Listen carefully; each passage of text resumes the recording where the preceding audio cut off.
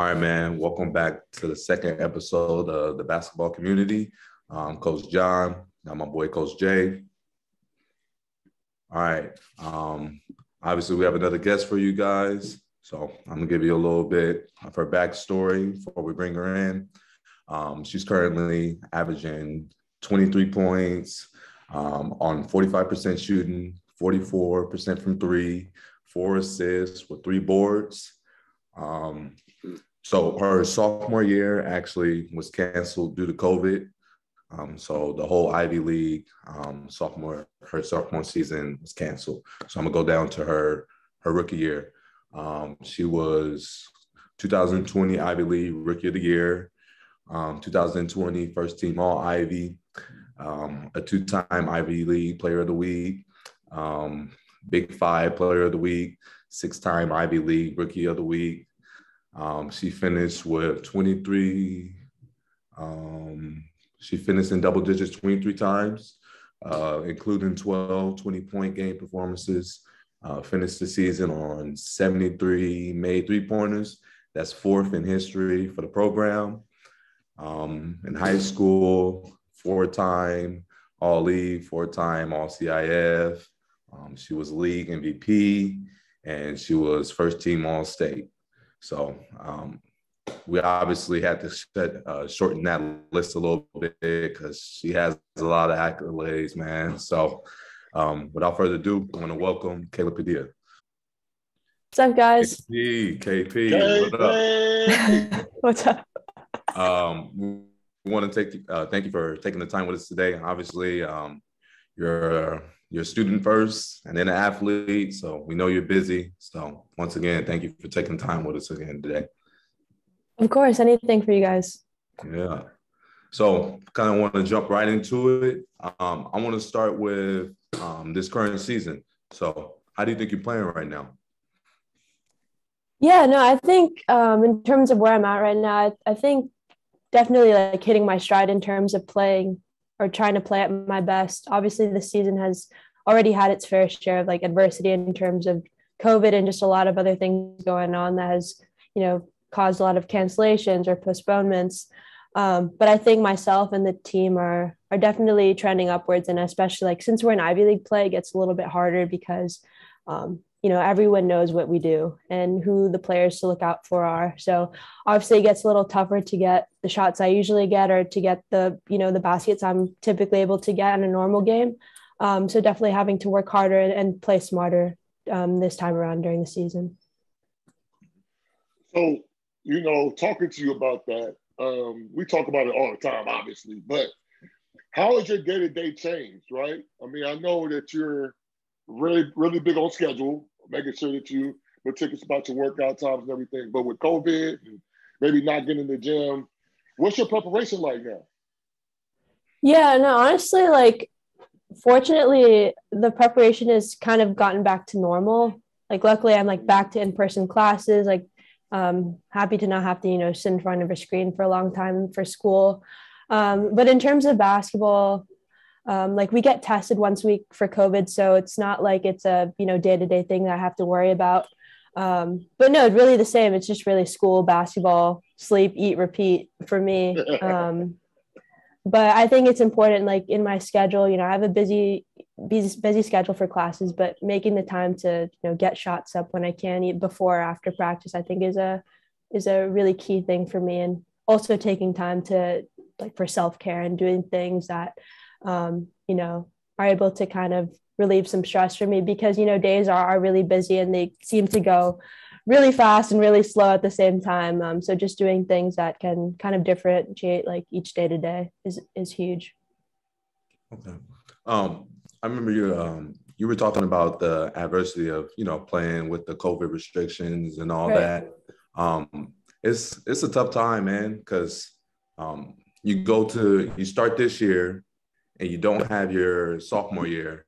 Me and Jared talk about this all the time. I really think that the best way to get better is through playing, So right. What have you been doing to kind of replace that sophomore year, like to work on your game and get better without playing?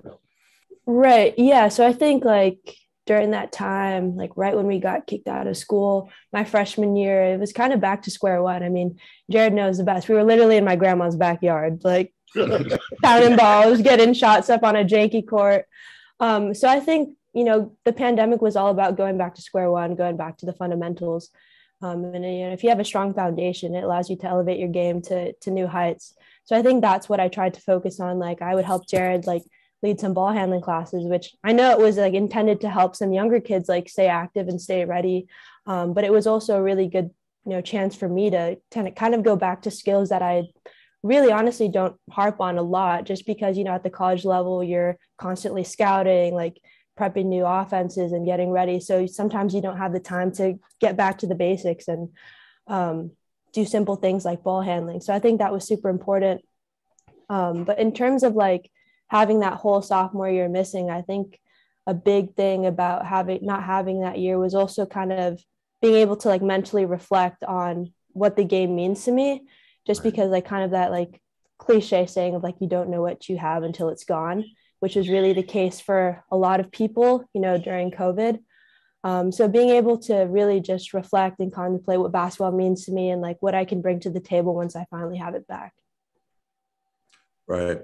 There's definitely so many things changing besides COVID. So I want to talk about the NIL, right? So so we all know, I want to make sure I say it right.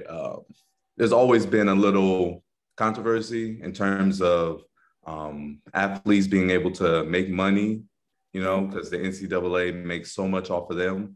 But now with the NIL, you're giving kids a chance to kind of push a brand and image for themselves, but also, being able to put money in their pocket. But we all know it's not about the money, but college players need money too, especially on how much that they're making for the NCAA. So before we go forward, I want you guys to take a look at this video. Hey everyone, Kayla here. Just as a huge thank you to everyone who supported and shown love to the KPXHC collection, we're giving away a special discount code for you to use. So if you want to cop another one of these KP shirts like the one I'm wearing right now, or get a crew neck hoodie or hat, you can add them to your cart and use this discount code below, KPXHC. You put that in and you're going to get 30% off your entire order. So make sure to take advantage of this opportunity, and I cannot wait to see more of you rocking the KP brand. Thanks again and see you soon. After seeing that, KP, what does the brand mean to you, your brand? Yeah, I mean, I think it's a culmination of a lot of things, and just a culmination of like where I'm at and what I've been able to accomplish, with the people who have supported me along the way. I mean, just like kind of plain and simple, just looking at the logo that like represents the brand, a lot of it kind of draws back to my Filipino culture. And it's been something I've been able to especially embrace coming into college, where there's just not a lot of Filipino representation at the D1 level. So being able to kind of be an example for that and shed light on the fact that, we can, be top players, at the D1 level. But in addition to that, I think it's just like goes back to what the core values of like being Filipino is. And that one of that is just hard work, which I've, definitely been rooted in my entire life, especially, playing basketball. And also just kind of a testament to like how I grew up and, just like my family who's continued to support me since day one. And even just like navigating this whole NIL experience. Like you said, it's a great opportunity for student athletes to kind of, be able to finally monetize. And, what better way to like start off my brand with, HC, like people that I trust and being able to kind of honor like the relationship that we've built, through this merchandise line. So it's a culmination of a lot of things, but most importantly, the people who have supported me and the people I can represent through this logo. So well said. I know personally your impact on the community. For you, do you ever feel any added pressure? You have all these little kids. We kind of joked, you kind of had your home stand, and the first game you came back, you were like, bro, we're at LMU.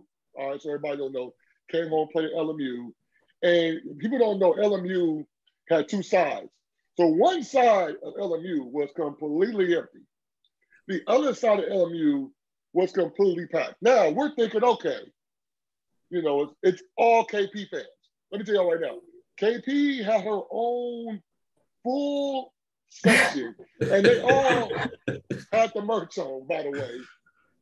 And she came out looking like, oh my God, right? Yeah.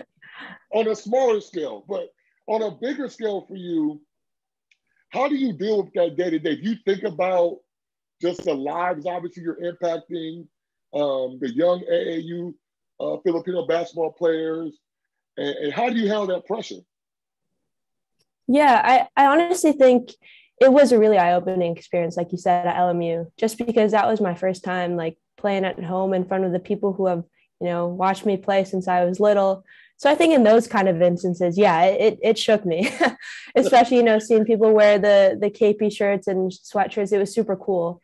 But kind of just generally speaking, I honestly don't think of it so much as pressure, more just as like a privilege to really represent, you know, Filipino, just because there's so little of them.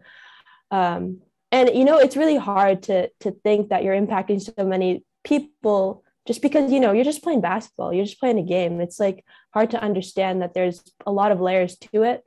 But like I said earlier, it's really more so an honor than any pressure, and just being able to do what I love. And meanwhile, you know, impact some people on the way is all I can really ask for. Transitioning, the high school to a D1 to D1. There's been like real high level high school players and gotten to Division I, and it's completely different. Like they're not the same player, right? So my question to you is, what has been the biggest challenge for you from high school to D1? Yeah, I think on a really just kind of very tangible level, the pace at the D1 level is, you know, heights above what it was in high school. So it took a lot of improvement in my conditioning to be able to play well and compete against, you know, people who literally have engines to go 40 minutes without stopping. And, you know, here at Penn especially, there's a big emphasis on conditioning and being able to play 40 minutes straight, which is kind of just like the top tier goal for all of us. Yeah, it's crazy. Like the first, like we have a mile test at the beginning of every year, and like I'm good at like short sprints and stuff, but being able to go for a mile at like a 6-minute pace it was a wake up call to me for sure. Is that the time limit? You got 6 minutes? I think this year was 6:15 for guards, under 6:15. Yeah, and we got some track stars on our team too, so it doesn't help that, you know, they set the bar high. But I think, you know, another thing for me, I was really fortunate, I think, to come from like a really competitive high school in Bishop.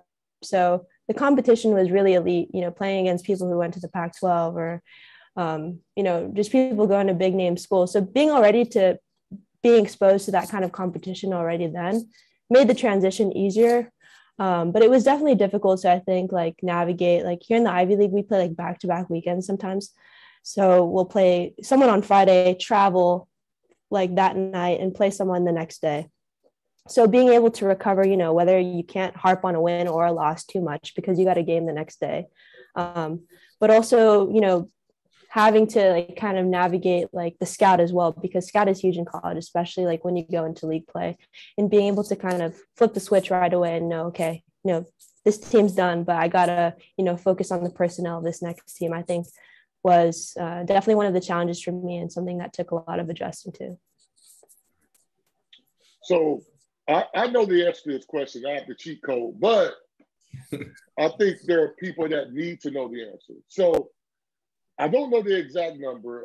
I know you're humble, but just answer it for me. How many offers did you have out of high school? Do you remember? You know this, Jared? You know the number? You know. Oh. Maybe. Come on. Close to 20, maybe. I don't know. That's a guess. Okay. So here's my point. So at least 15. So you have between 15 to 20 offers. Yeah. to play basketball at the Division I level at high school. For all the aspiring basketball players, men and women, who want to play the Division I level, people are going to ultimately ask, well, why the Ivy League? She obviously has high-level Division I talent. She's producing at a high level. You guys actually are playing against the Dukes. Princeton, I think, has received votes this year at the Division I level. And you are showing that you can compete at that level.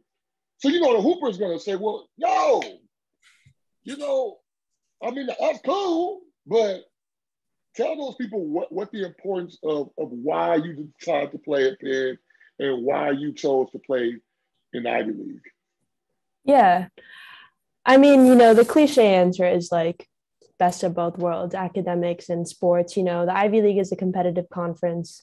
So it really is the best of both worlds. And, just to be like fully transparent, like the Ivy League doesn't even offer, full athletic scholarships. So it's really a commitment on, the athlete's end to, if you want to be a part of the Ivy League institution, it's because you really got to want it. Because, I had opportunities to have like my entire college tuition paid for, but I opted to go to an Ivy League because I thought it was, I think you reap the benefits after you graduate. Being able to say you come from Penn and I'm a part of the Wharton School, which is, like one of the best business schools in the country. So I think, obviously, yeah, it would be so nice to have my entire college tuition paid for, but being able to have the opportunities that I have post-college with my degree, I think it will easily, be a substitute for some of the sacrifices I had to make and my parents had to make, in my college career. But also I think like what you guys mentioned earlier, like some people, there might be like top talent in high school, but it doesn't translate once they get to college. All of a sudden they're the star player of the high school, but now they're right on the bench in college. And I think it's also being like realistic about what you can do and who you are and what kind of impact you want to make. I mean, I probably could have went to a really like, top 25 school, but maybe like wouldn't have the opportunities to play like I do here at Penn and make an immediate impact. So I think, it's all about recognizing like what kind of role you can be in when you get to the team that you're going to be at. And maybe like thinking about, okay, do I want to ride the bench and like get a spot maybe junior, senior year, or do I want to enter a program where I can make an immediate impact, get minutes? So being realistic about that and knowing what you want out of the situation you're in. And I think Penn offered me the best of both worlds in terms of top tier academics and also having the opportunity to get going right away and play my game in their system. Well said.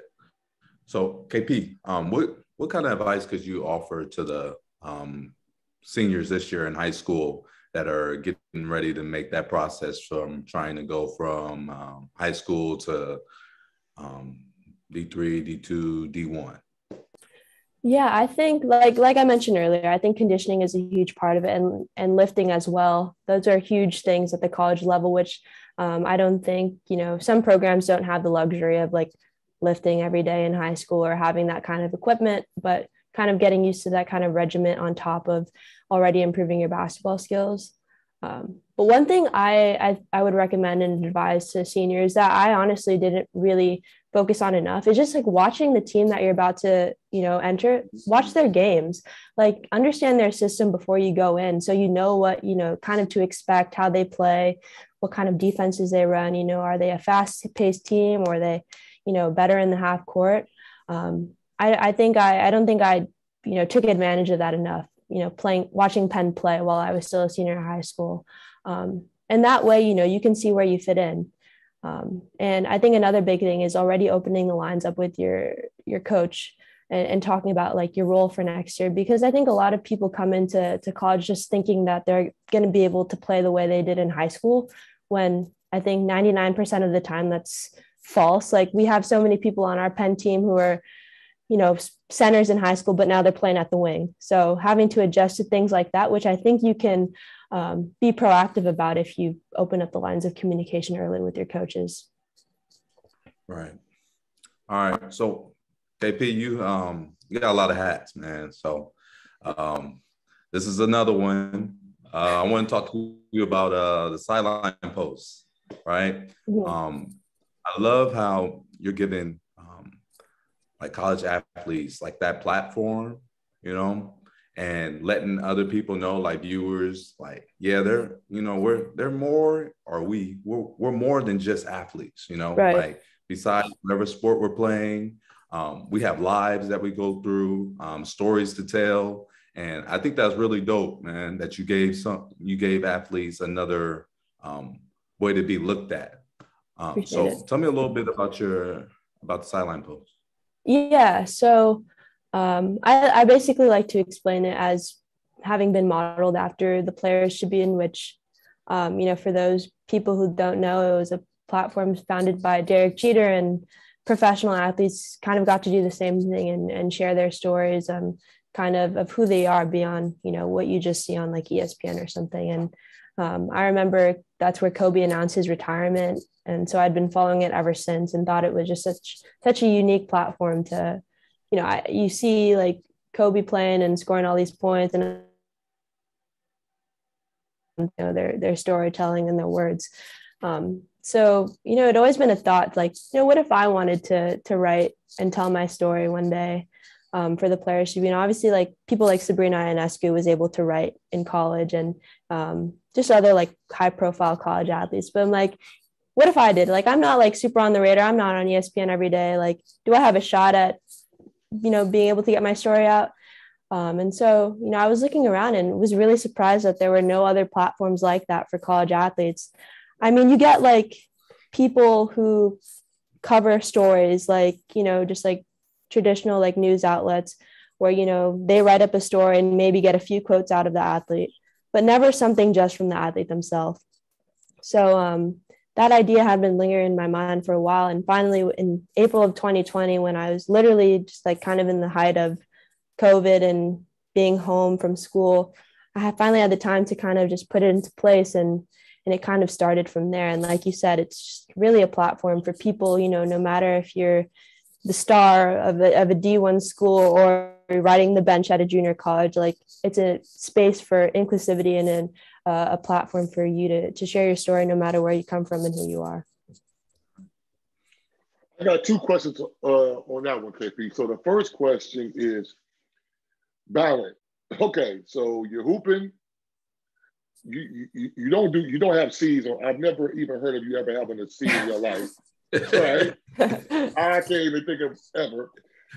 How are you balancing the hoop, the schooling, and the Sideline Post? Because I mean, you got to come on. You're being humble. Talk about the Sideline Post in terms of, like, I know you got a pretty good amount of employees. You got people that got to kind of report to you. You got to be able to still communicate with them. You've been very consistent, obviously, with the post and your traffic. Like, how are you balancing all of that? Yeah, I mean, like school involved. That's been something I've been having to handle, for, ever since as like I can remember, like high school, especially going into college. That's something that's kind of like second nature to me. But adding this on, I mean, like you said, I do have like a team, which I'm super fortunate for. And I knew this was something I for sure couldn't handle myself. So being able to like, I'm one of those people who are like, I could do everything if I wanted to. Like, I don't have to get any sleep just to get things done. So it was also like, this was kind of about like giving the reins to someone else for a lot of things, and making sure not everything is on me, and having other people to help me out, I think was super huge. But I think, I don't mind dedicating a lot of time and making the time for the Sideline Post, just because it's something I'm so passionate about. If it was like a chore, then, it wouldn't be something that I was super active about. But because it's something I believe in so much and really enjoy doing, it's really not a hassle. And it's something that I will for sure make time in the schedule for it, just because of what it means to me. You are so humble. Your work ethic is amazing. If you're not going to say it, I'm going to say it. Thank you. Crazy. So this is a question I've been looking forward to. I kind of know the answer. Jared's done touched up on it with me a little bit, but after college, so WNBA, If not, have you ever thought of WNBA? So it's two-part question. So WNBA, if not, have you ever thought of it? And then if you aren't, what career choices do you have after that?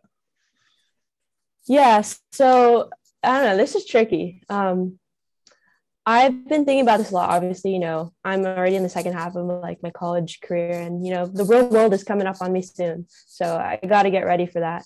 I think honestly, just like kind of following chronologically, I think after I graduate from Penn, I'm planning to play another year just because I have an extra year of eligibility. So that gives me more time to kind of think about things. But after that, I've been talking to a lot of people, and on one side, they're like, play as long as you can. I mean, if you really love the game, might as well make money for it. Even if it's overseas, you can travel, see the world. And I think, kind of going back, since I've kind of, I don't like to say this, but since I've kind of gained like a little bit of a following, since like coming into college and having especially more people like from the Philippines, like, kind of keeping track of who I am. There's been a lot of pressure to be like, okay, you can be the first, Filipina in the WNBA. Like, let's make it happen. So there's like that kind of additional pressure to, like, I think if I worked hard enough, I could get there. And I think Coach Quinn could maybe be generous and give me a 10-day contract or something. Even just to say I put on a WNBA uniform. So there's that additional pressure too. But I think at the end of the day, like one of the main reasons, again, tying back to another question of why I came to Penn, is because there would be opportunities, even more so than there would be from a basketball perspective, to do something with my degree and make use of it. So I honestly, if you want my honest opinion, I think I'm leaning more towards just kind of starting a career and doing something in the workforce. But I'm definitely open to the possibility of, continuing to play ball just because I love it so much. So that's not it's a possible yes. A possible. It's a possible yes, yeah. Yeah, because that's where I'm at. Let's not completely. We'll talk. Let's not completely. If they talking about you maybe going the first 3, 4, 5 picks, just weigh it out. Just weigh it out. Don't just I don't want to do it. Right. I gotta see where I'm at in like 2 years. All right. Okay. So, all right. So with that being said, I gotta hit you with these questions because we're talking about the WNBA. We've had some issues about this, but I think the YouTube Nation needs to hear some of these answers. So, rapid fire. Here we go. First question. Best WNBA team of all time. Okay, I'll give a disclaimer. I was watching Coach Quinn's episode, and literally, like, we had all the same answers. I would definitely have to agree with her and say the comments, just more so like 4 straight, but more so like the historic significance of it, I think. And when are you ever going to get that many good players on one team and be able to do something like that? I don't think ever. But I also have to give credit to, honestly, I think that Seattle team that that Coach Quinn was on when she won the championship, they were like, I think they were pretty unstoppable. It was okay. It is all right. Yeah, they were okay. They're okay. So I'd have to say, definitely give it to the comments. I'm going to behave on this one. I'm not even going. No, please. We got time. I'm going to behave. Where you at? No, where are you at? Basketball Community Nation wants to know. Where you at? Right now. Where you at? All right. Question, KP. Like, can the Lynx get an honorable mention? Like, no honorable mention? Honestly, when I think of teams, like, I don't think of the Lynx, to be honest. If you want my full truth, like, they don't come to mind for me. So sorry to tell you that, but okay. Trying to be honest. I can respect it. All right, so you ready to go? You like this? So then this is gonna really get everybody going crazy. Who is, in your opinion, the best WNBA player of all time? I think I'd again have to agree with Coach Quinn. I think I speak for like the newer era. I would say Taurasi, but I think like honestly, I think Sue Bird should be up in that category in terms of longevity and championships. And like I just really appreciate her basketball mind. So that's a very personal choice, which is maybe a little controversial or hot take. But like I think she should be up there in the conversation. Woo. So we're putting Sue Bird as one of the best players of all time. Yeah, I think so. Wow. So she would be then, if we had to 2B to this, she would be definitely, in your opinion, the best point guard in WNBA. Yeah, for sure. For sure. There's no doubt about that. Like I know player that there's some room for some change there, but definitely best point guard. Oh, you make a good point, especially with the longevity. Yeah. Like she still impacts the game. So yeah. And she's been able to win like half of her championships like in the latter half of her career, which I don't think a lot of people can do. So kudos to her.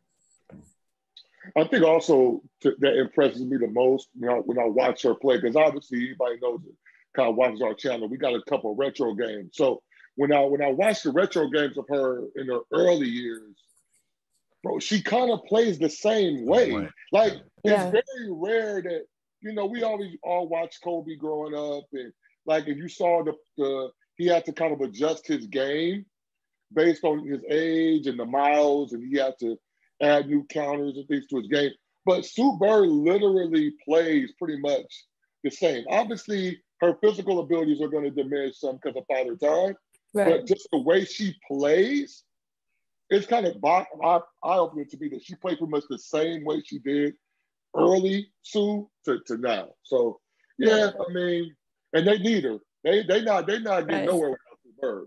So. No, I think she's kind of like Chris Paul in a sense. Like she was never, I think, the fastest point guard, but she's like super consistent, like you said, always playing the same way, no matter like, yeah, she got older, but that doesn't mean like she's one of those players that doesn't have to be super fast, but is more like methodical about it and doesn't have to do too much, even if, she's getting older, obviously, but can still play at the same level, like you said. So. Like no shade. She's never really relied on her athleticism. Yeah, exactly. Kind of been off feel and IQ. So yeah. Whereas the drop off would be if she's never, worried about just being more athletic than anybody. So. Right, for sure. Now, we all have went through this, where we go against a person, and we go home after that game and we say, man, there was nothing I could do there tonight. So again, basketball communication, y'all heard it here first. KP is gonna give us the exclusive. Who is the hardest person you've ever had to guard? Yeah. I was thinking about this question, and I hate to like give you a poor answer, but like I honestly don't think about it a lot like that. Like, I don't think there's anyone who's been like, oh my God, I can't. Like, no, okay. Definitely, I would say like on the AAU circuit, like playing Nike EYBL, there were some guards that are like shifty, quick, like definitely, but not enough to like, let me look at the roster and remember her name because I couldn't guard her. No, like that. But to give you some fun answers, my dad literally when I was little, we would play one-on-one in the backyard, would play me like I'm a grown man, would back me. I'm 4'6" at the time, would back me down, and I would cry, and he would just like laugh in my face. So definitely that. And just another fun answer, like in high school after practice, like Coach Quinn and Coach Camille Lenore, we'd play ones after and just kind of get some runs in, and man, playing them, still kind of at the high school level and being able to, just compete with them was super, difficult. I mean, Coach Camille, point guard at USC, is super crafty, can get up shots quick. And Coach Quinn, which is kind of like her sheer size and ability to kind of play at all spots of the floor and back me down. Like, it got me ready and got my competitive spirits up. So hate to give you like some fun and like cheated answers, but those are definitely some of the hardest people I ever had to guard. That is historic. That is a historic answer. Like, well, ain't nobody I lost sleep over, it's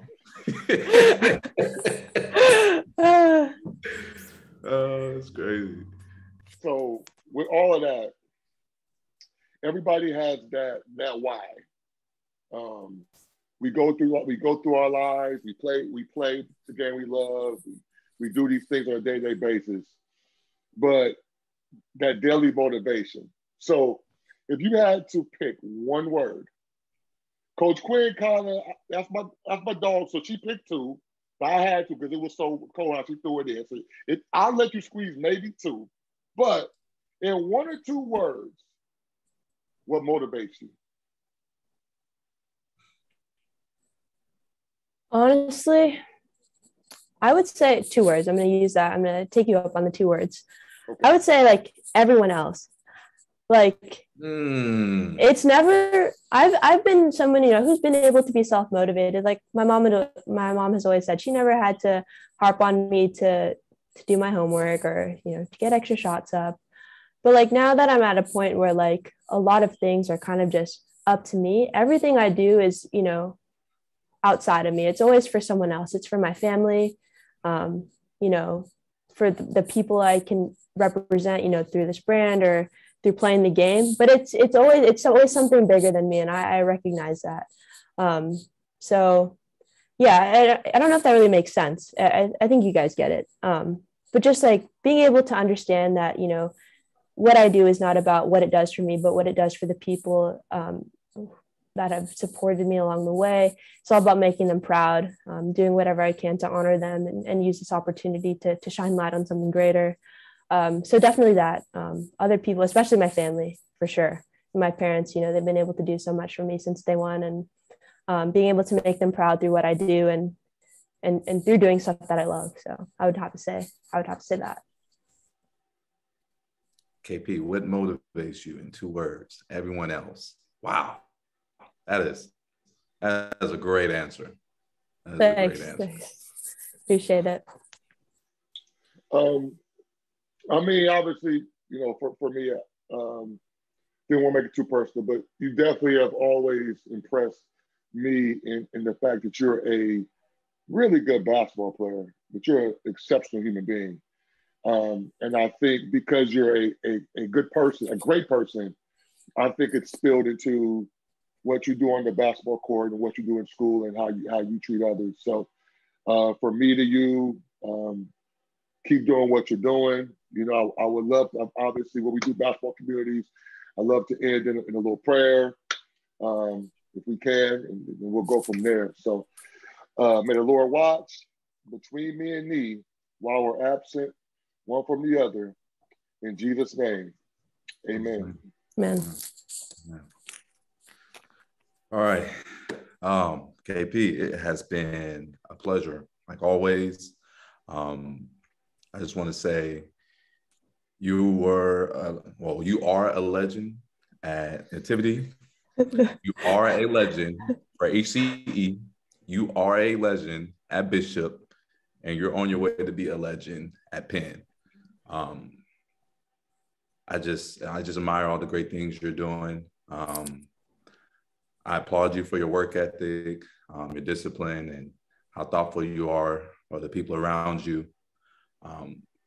Once again, I want to thank you for taking the time with us today, and just thank you. You've done a lot for HCE, and we're grateful for sure. Of course. Yeah, just to give my 2 cents, I mean, like, obviously, like, we've been talking a lot about the brand, but just like going back to the beginning, HCE has literally been there for me. He started over like a decade ago training me and Jared. Remember my first training session, I had to stop like 20 minutes early because I was on the verge of death. And now we've just grown so much ever since. So I really appreciate thinking of me to do these things, being able to start my brand with you guys and And just, I owe so much to you, not only obviously on the basketball side, like there are so many skills and things that I've been able to build upon with you guys, but more so just like the connections that we build, and you guys are family for life. So anything for you guys, and I'm happy to be here, happy to spend the time. So thank you so much. Blessed. All right. That wraps it up for the basketball community, episode 2 with KP, Coach John, and Coach Jay. Peace.